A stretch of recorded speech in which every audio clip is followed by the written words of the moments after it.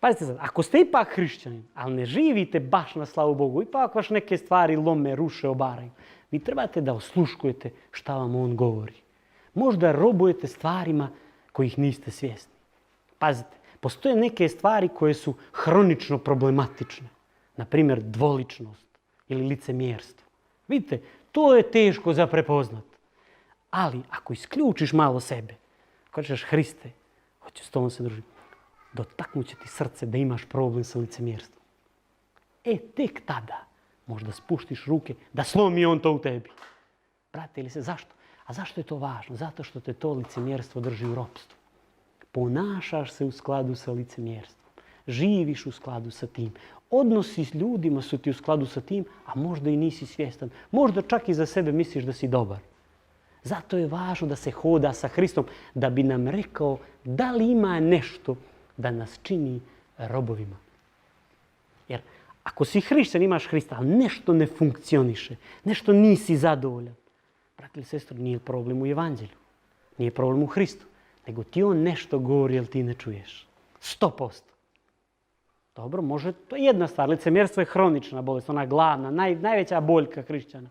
Druga stvar može biti ponos, može biti sebičnost. Šta god to bilo, braćo i sestre. Ako hodaš u ovoj realnosti Hrista, dobit ćeš osvjedočenje. Jer ne može niko tebe da osvjedoči da si licemjer. Ti ćeš reći, pa dobro, možda jesam malo tu i tamo. Ne, treba ti se srce dotakne da shvatiš da si gadno licemjer, da si gadno sebičan, da je to od starog čovjeka.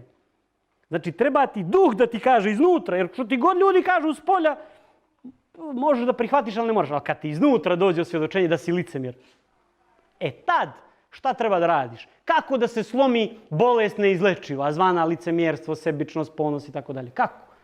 Pa ne tako što ćete da se ponašate pred drugima lijepo, a ste i dalje licemjer. Ne, nego da bankrotirate, da predate se Hristu, da prihvatite dijagnozu koja je došla iznutra, da rečete jeste Isuse, tačno ovo nije tebi na slavu. Tada slijedi oslobođenje. Tada njegov duh iznutra počinje kao rijeka žive vode da preplavljuje vaše licemjerstvo.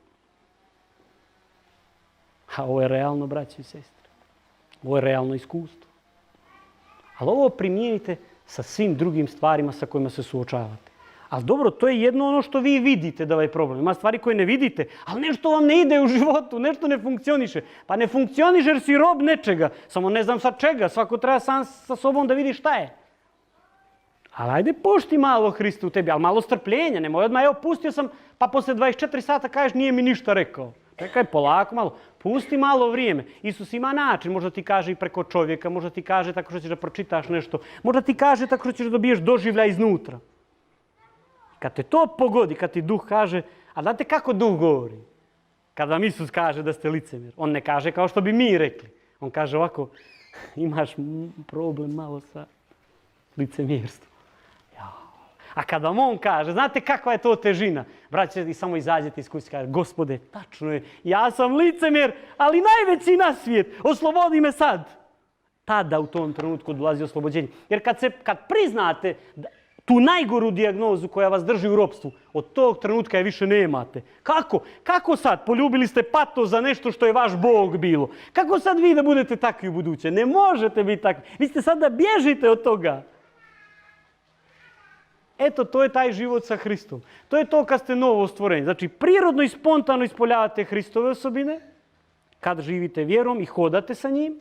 Ako ne živite vjerom i ne hodate sa njim, ne. Onda ćete se mučiti. Onda ćete pokušati da imitirate Hrista. Hrist bi se ponašao ljubazno, Hrist bi se ponašao lijepo, Hrist bi ovo rekao. Da, ali to nije to, braći i sestre. To je imitacija. Mi treba prirodno da to ispoljavamo. A to može samo ako hodaš u toj realnosti sa njim. Tada prirodno to ide. Znači, to je taj aspekt. I drugi aspekt, ako nešto ne ide, robuješ nečemu, nešto si nezadovoljan, neki mir, neki spokoj, znaj da robuješ nečemu. Zato što u ovom Hristovom životu, kad si novo stvorenje, nema toga. Pavle kaže da se raduješ non stop. Pa da, tako je. Ako ne držiš nešto za sebe.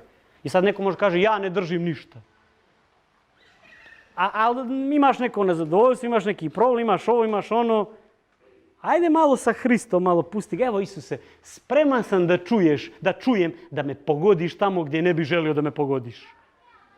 jesi spreman, kaže Sin Božji? Jesi siguran da hoćeš da čuješ ono što ne želiš da čuješ?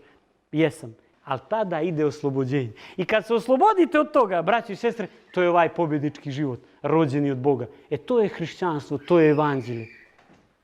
Znači, hrišćani, samo treba da rastu u ovoj realnosti, da žive u ovoj realnosti i vidjet će se ljubav, red, harmonija, disciplina, sve će se vidjeti prirodno i spontano, braćo i sestre, i trajaće, bit će dugoročno, nije u našoj sili, sve je propalo što je bilo u našoj sili. Samo pustimo da Isus živi i radi.